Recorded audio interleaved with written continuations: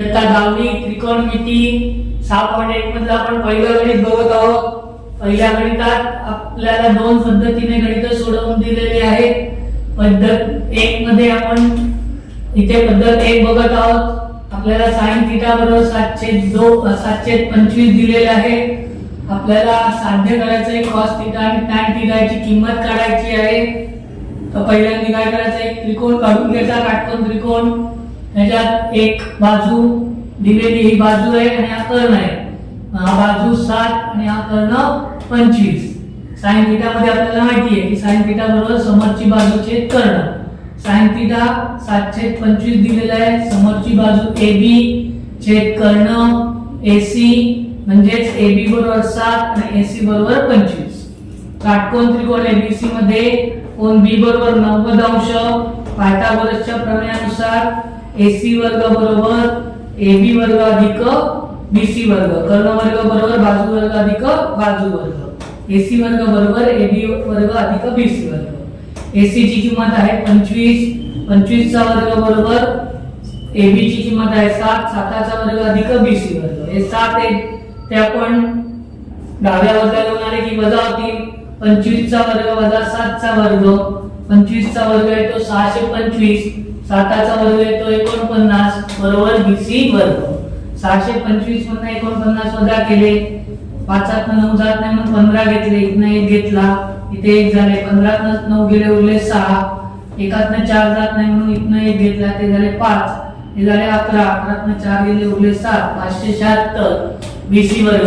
दोन्ही बाजूचं वर्गमूळ काढलं, BC बरोबर वर्गमुळात 576, 576 चं वर्गमूळ 24, BC बरोबर 24।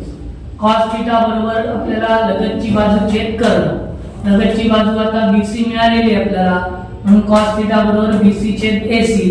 cos थीटा बरोबर 24/25।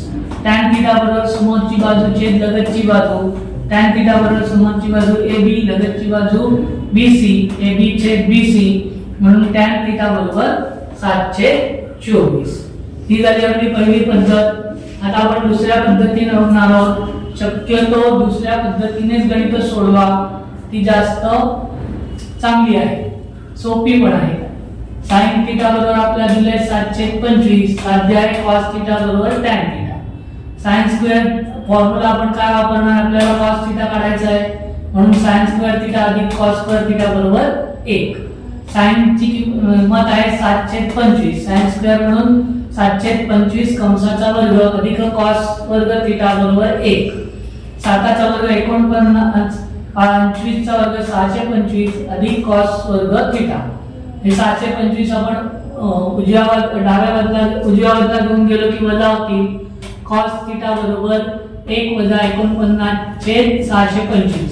625 ने 1 ला गुणलं, 625 वजा 49 छेद 625। 625 मधनं 49 गेले तर उरतात 576 छेद 625, म्हणून cos थीटा बरोबर 576 चं वर्गमूळ 24 आणि 625 चं वर्गमूळ 25, 24/25।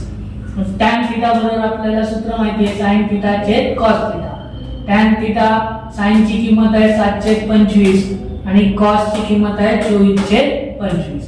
हे जे 24/25 छेदाला आहे ते आपण वरती गेले की उलट करून गुणिले होणार, म्हणजे 25 येतो अंशाला जाणार आणि 24 येते छेदाला येणार, म्हणून tan थीटा बरोबर 7/25 गुणिले 25/24, 25 एके 25, 25 एके 25, 7 आणि 24 म्हणजे 7/24। tan थीटा बरोबर 7/24।